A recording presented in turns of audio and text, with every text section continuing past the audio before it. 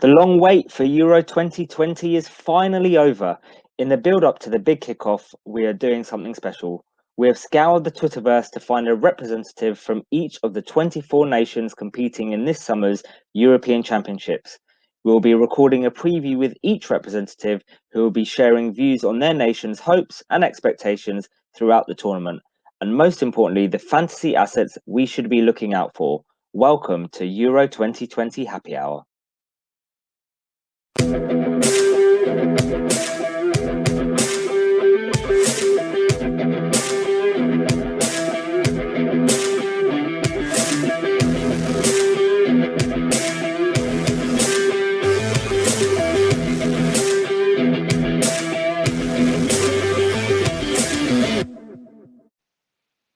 Hello and welcome to our Euro 2020 preview series with myself, Sham, otherwise known as FPL2 Guys One Cup on Twitter. And myself, Rob, otherwise known as FPL Panda. Rob, we've got another guest tonight, and they are representing a country that is making their debut at a major competition. That is Finland and Nilo. Nilo, welcome to the pod. Thank you, guys. Thanks for having me. How are you, my friend? I'm really good. Really looking forward to this and for the upcoming Euros. Nice. So, Nilo, why don't you tell us a bit about yourself, what football team you support, if you play FPL, just a little introduction. Yeah, I support Liverpool. I come from Finland and been playing fantasy games, fantasy Premier League since I was like 10. I remember my friend telling me that you must check this game. It's about Premier League and the player gets points, how they play in real life, and I was totally into that. But it is since that I like created the team at the start of the season, but kind of forget it.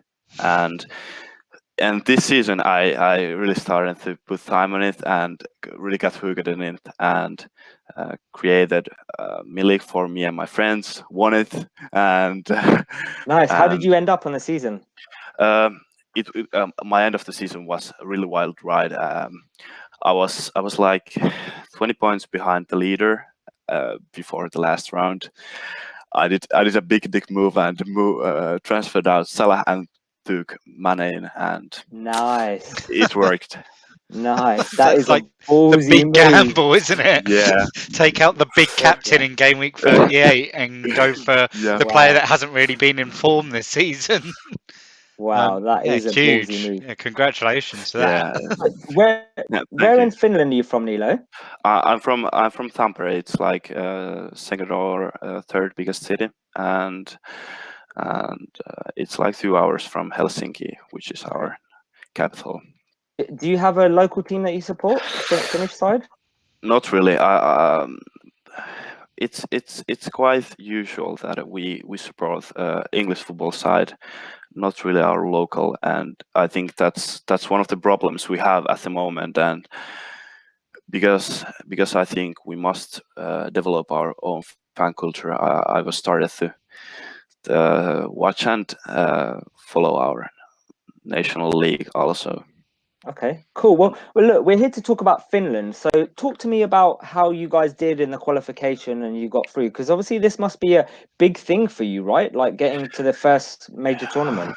Yeah, this is a huge thing for all of us, for whole football community of Finland. And like you said, this is our first major competition. We have never been in World Cup or in Euros, and actually this was our 32nd try to qualify to major competition. It's been a really painful trip and journey to here. And the main man for this change and why we are now in Euros is our head coach Markku Kanerva.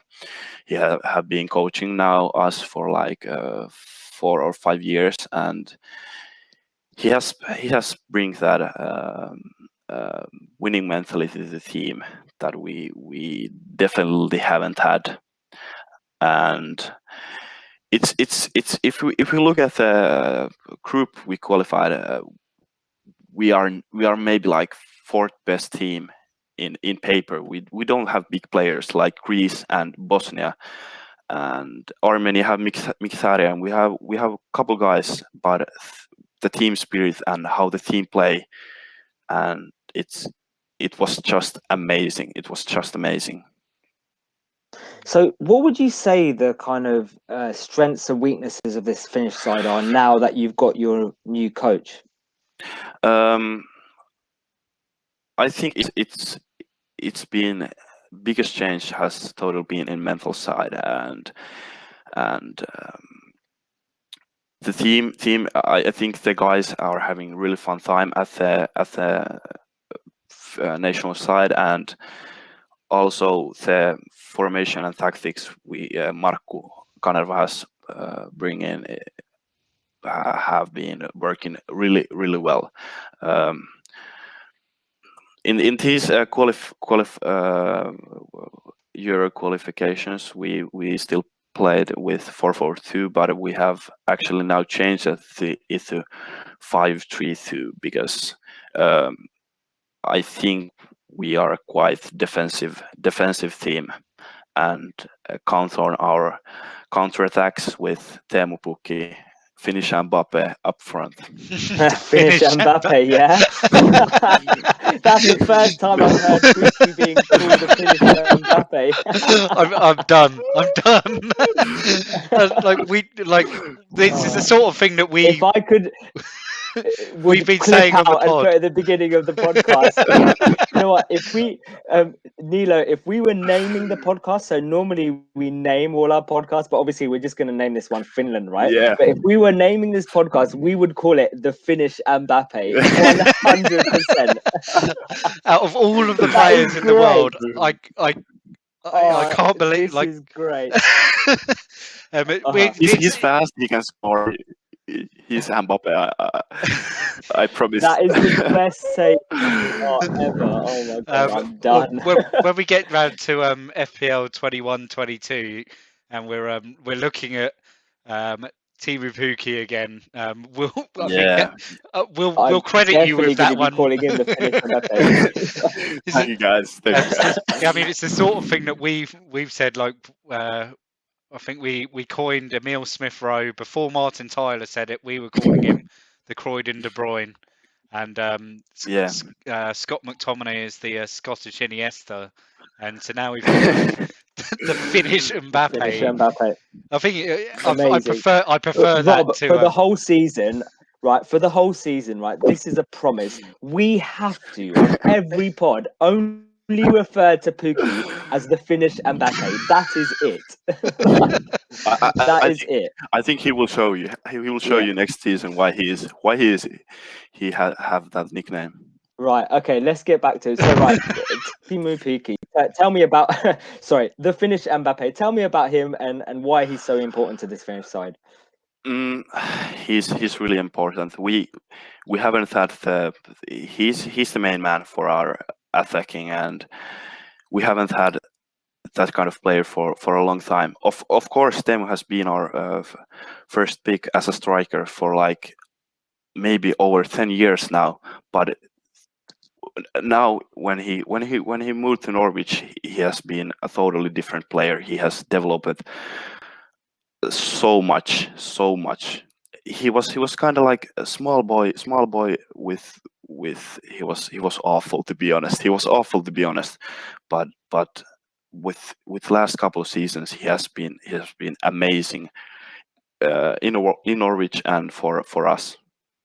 So who would you say from this Finnish side have really, with the new manager and that's come in and helped you guys and changed the way that you play? Who's benefited the most apart from Pukki? Who would you say has benefited the most? That's a hard question, but I think Markku Kanerva has brought a new generation and new players into the squad. Before Markku, people were really worried about what will happen when we lost players like Hetemai, who was our center midfielder. He plays in Serie A, and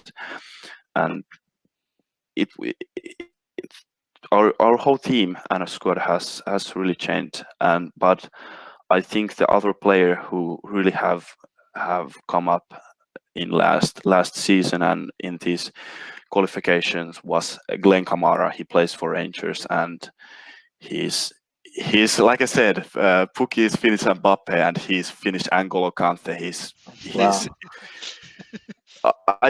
I think Kamara might move to Premier League next season. So we will see him also. Okay, We're going to be naming all of the Finnish players after the French World Cup winning team. Yeah. Which one's like Pogba? We will see.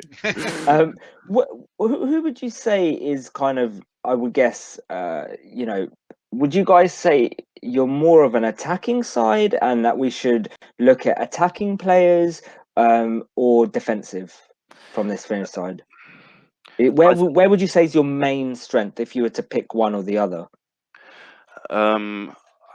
I think we are quite defensive side, and in upcoming Euros we must bring clean sheet in all of those 3 games if we really want go through from the group, and we are total underdog, so we can't take attacking point of view for those games, but still I think Teemu will score.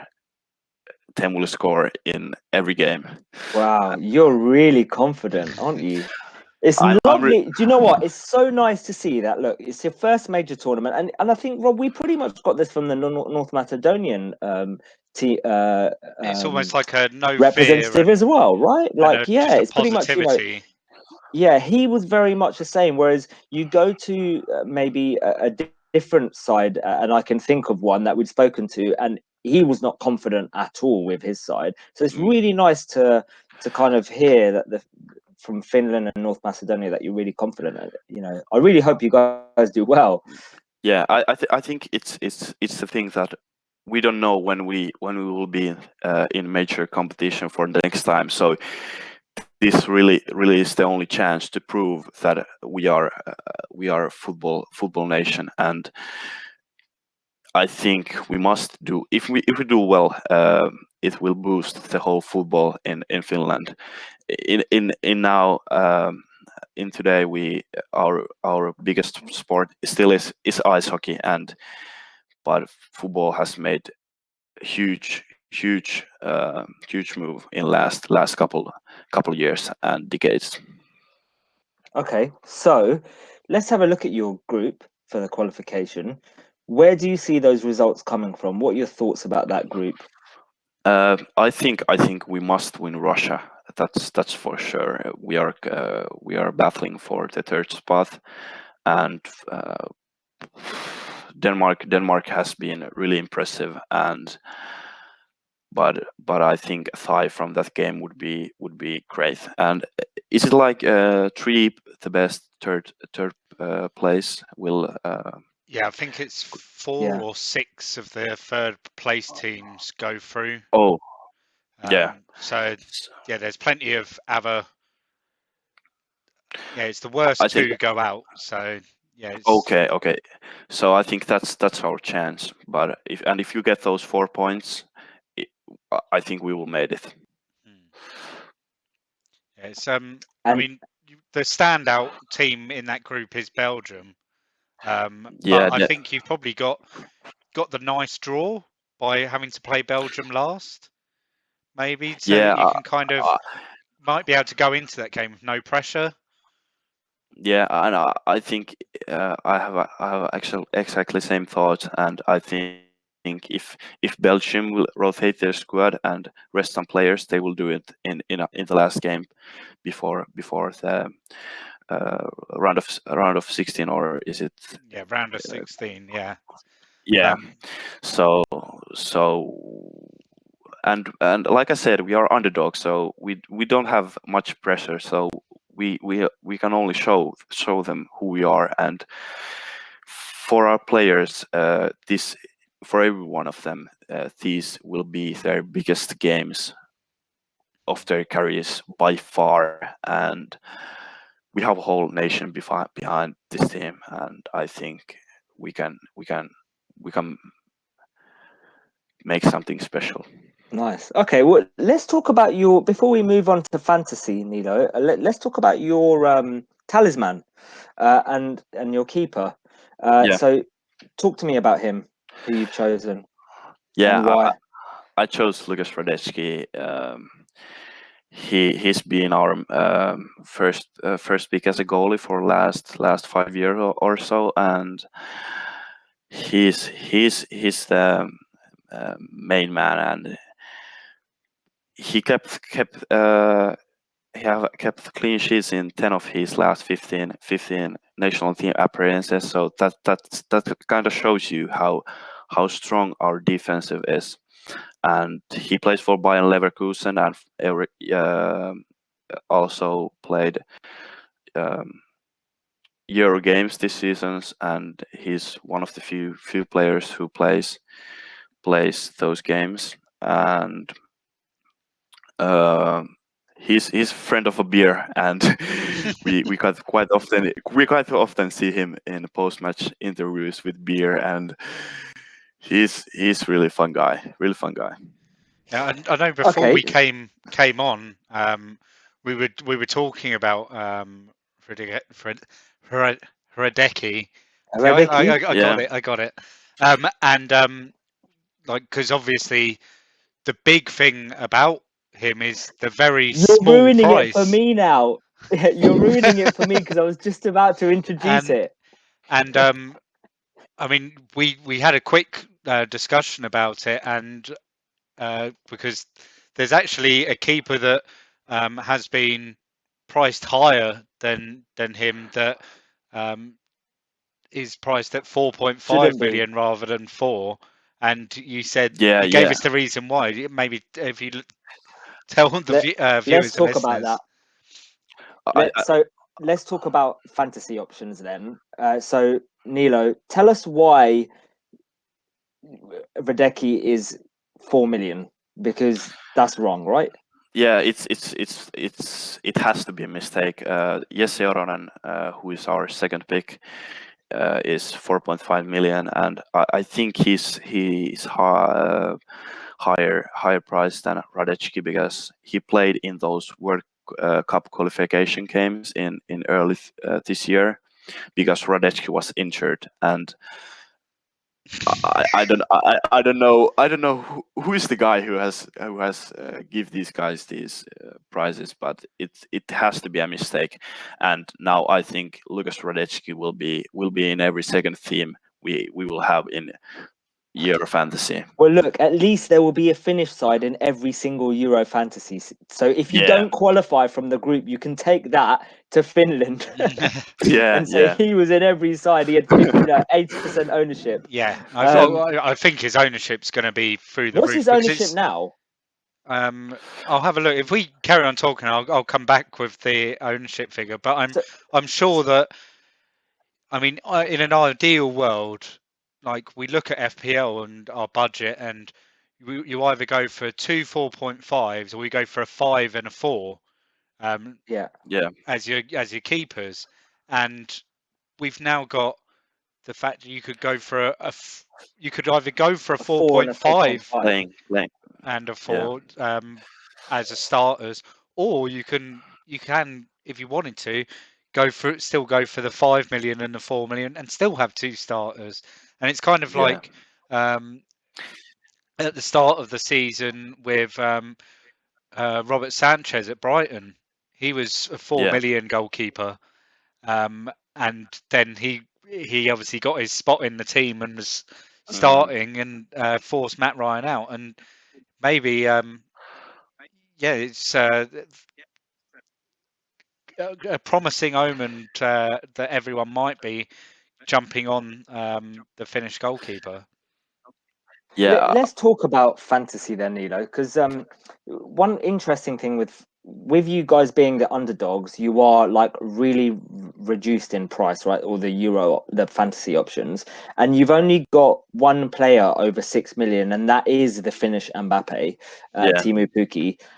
Other than that, everyone else is like really low price. Now, it could be, we can look at that in two ways. We can look at that and go, they're the price that they should be. Or we can look at that and go, actually, they're really underpriced. Now, we know that you've got one player, your goalkeeper, Radecki, which is 4 million. You've got another keeper, which is 4.5. Clearly, they've made a mistake and they've priced up the wrong guy. And we know that that guy is definitely underpriced. And Radecki should be at least 4.5.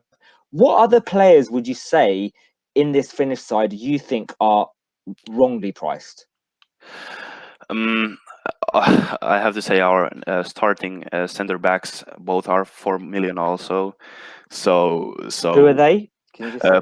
Arajuri and Toivio. He's not on this list because he will have a Swedish Cup final and he will come join our squad after the friendlies.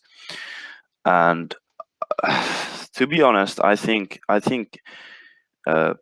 Puki's price isn't that high. Also, we don't have much 7 or lower starting strikers and strikers who score goals, gives penalties, and so he's pretty good option with that price also. But I think our captain Tim Sparv, who is priced 5.5 million, I wouldn't take him because he's injured at the moment, and I can promise he won't score any goals. And either assists. He's really defensive midfielder, and I would kind of stay away from our midfielders other than Robin Lod, because he's our whole attacking and midfielder have huge rotation risk. Who's that again? Sorry. Robin Lod. He's not on He's this not on the list. game yet. No, he's not on the list. Yeah, Sorry. because he plays in MLS, and so he has the season under the way, and he will also join our squad after the friendlies. I think he's 5.5 million. Yeah, and I think in Norwich, Pukki has Buendia, and in our national side, Pukki has Robin Lod. Okay. What about Frederick Jensen? Frederick Jensen. Jensen. 5.5. He's had 16 appearances and 7 goals. He's really interesting. He has also had some injuries, but I think he's now fit. But like I said, we have a huge rotation risk because we don't exactly know what formation we will play. Will we play 4 defenders or 5 defenders? And we have quite a lot of options. Like Jensen will play as a striker alongside Teemu Pukki, and we also there can also be Robin Lod or Marcus Fors or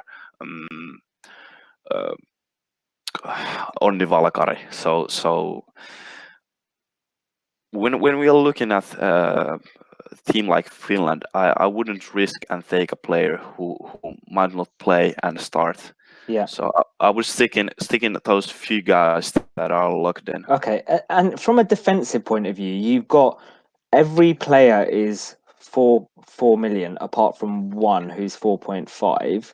Yeah. Out of your defenders, who would you say is almost definitely going to start? I think Arajuri and Toivio, who's not on this list, will be starting lineup in every game. And are they both 4 million? Yeah, they're both 4 million, and they are center backs, but actually Toivio gives free kicks for us, and Arajuri is going up in the set pieces. And yeah, because I've seen he's scored a couple of goals, right, for you. Yeah, and in our World Cup qualifications, the game against Ukraine, Arajuri almost scored like a couple goals, but I think Post denied one, and I have Arajuri on my team, and I think Arajuri and Toivio will be the mans to pick from our defenders. I guess most people will be going Radecki. Yeah. And you're saying Arajuri. I don't know how to pronounce it. I'm just going to call him John. Like the 4 million. Who is he play like? Who could I call him like? Is he like the 4 million Harry Maguire, like Finnish Harry Maguire. Can I call him Harry Maguire? He's Finnish Harry Maguire. Makes a lot of mistakes, but still, There we go. Is a starting lineup. The Finnish Harry Maguire. And Teemu Pukki, you're going for, I assume? Yeah, I will definitely go with them. Okay. Them gives penalties and will score. And are there any players apart from Pukki that you think, so in that midfield, if people do want to take a punt, are there any explosive players that you think, look, if they're on form, they could easily score 2 or 3 goals in a game? I think the other striker whom people maybe should look at is Joel Pohjanpalo. But like I said, we have a huge rotation risk up there. Yeah. Joel Pohjanpalo actually scored a hat-trick in Bundesliga. He plays for... I'm sorry, Ada. He's by Leverkusen playing, but he's on loan. He scored a hat-trick like a month ago, and he's really asset from our set pieces Union and score a lot of headers. Union Berlin. Thank you. Yeah. Rob, have you got any questions for Nilo?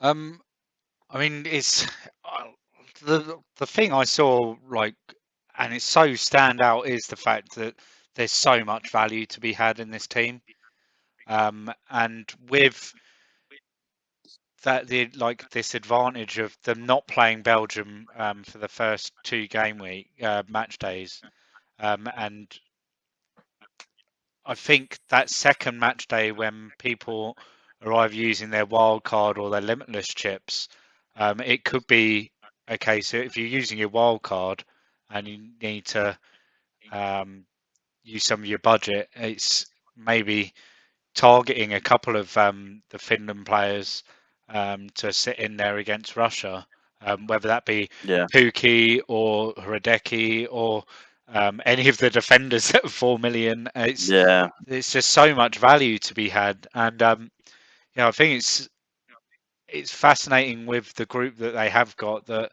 like we've said it a couple of times so far, going into the knockout rounds, if they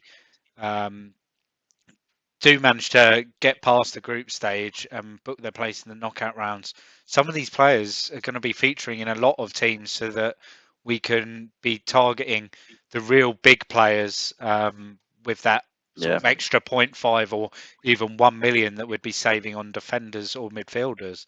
I think it's just fascinating. One thing I did want to ask, and because I asked it to the North Macedonian rep, because it is your first major tournament. In that first game against Denmark, when the like 5 minutes before kickoff, how are you feeling, and how are the people around you going to be feeling? I nothing has given the answer. Yeah, it's really hard. I got goosebumps every time I'm talking about Euros. It's like a huge thing, maybe the biggest thing in my life that's happening, and it will be amazing. It still feels surreal to see that we are playing in Euros, and would you say it's the equivalent of West Ham being in the Champions League, right? Because for me, I can't ever imagine. Yeah, but that's never going to happen. West Ham being Finland are playing in the Euros, thing, right? And West Ham aren't playing in the Champions League. Stop going on about it. We were whiskers. We were whiskers away from the Champions League. Yeah, right? And I can't imagine the feeling of us being in the Champions League. Would you say it's a kind of a similar sort of feeling or not? I think it's quite similar sort of feeling, and I was about to ask you guys that. I think this feels so weird to you because you're both from England, and so you have always been. But I think for winning the Euros would be quite the same thing than us for just being in the tournament. Yeah, maybe. So the equivalent of Finland being in the Euros is the equivalent of England winning the Euros. That's kind of. I think that's kind of right. Once in a lifetime maybe massive, thing. Yeah. That's massive. Yeah, that's once in a lifetime. We have old guys who have been watching our national side since like 40s or something, and it's been really really fun to see they are like crying in television and telling that Wow. now they can die happily when Finland has made this. That's so nice to hear. So where are you going to be watching the game? What's the kind of plan for you watching the Euros? And is there like a big national park that you guys can watch it all together, or is it just down the pub or at home? Or Yeah, we will have some fans to go to Saint Petersburg, the game against Russia, and I think the game against Belgium there will be some fans, but I will stay here in Finland. In that game when we qualified, we had a big screen and like thousands of people watching it. It was amazing because I have always looked up like British fan culture, and I have always dreamed about to be part of something like that. And on that night, I felt something I have never experienced it in Finland. nice. That's really nice to hear. So That's good. I hope we will have those big screens and we can gather around and cheer the Finnish guys up. Nice. I'm really happy for you. I'm really pleased. Is it Nilo, is there anything else that you want to add that you think is really important for our listeners to hear about, either Finland or fantasy options or anything in general before we go? Mm, I just want to say that keep eye on us and the guys we have. We have lots of great youngsters in our squad, and my favorite player, Glenn Kamara, he's amazing. He could play in almost every mid-table team in Premier League, I guess. And like I'm now rocking Brentford shirt. Marcus Forss actually scored the goal that took them to Wembley, and on Saturday I will watch that game. I will watch the game. We have Champions League final, and we also have our first friendly against Sweden. So day full of football coming up. Nice. Rob, have you got anything else you want to add before we go? No, I think it's been really nice chatting to you, and we can tell. I think we can really tell that you've got this enthusiasm and excitement for the tournament. That's I mean, at the time of recording, we're still over like 2.5 weeks away from the start of the tournament, and so there's still a bit of time to go. There's still 3 friendlies to play, but Yeah. I know that in Finland the excitement must be building, and by the time we get It to is. that opening game against Denmark, it'll probably be absolutely crazy over there. And We will. hopefully you can push through the group stage, get to the knockouts, and we can get you on to go crazy with us on one of our live streams. Yeah.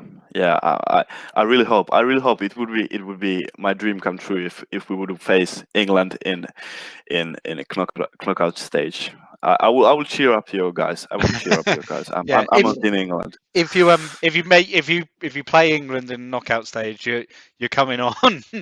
I will come on. Definitely. We'll come on, and you can tell us that we need to be watching out for the Finnish Mbappe Finish again. Mbappe. Yeah. Fear out. We are the Iceland of this year. Yeah. Nice. Right. Thank you so much, Nilo. That was a great podcast. Really enjoyed that, and thank you for giving your insight into Finland to our viewers and listeners. To our viewers and listeners, thanks for tuning in. Please like and subscribe, and look out for our next installment. Have a good day. Bye bye. Cheers, guys. Thank you. Thank you.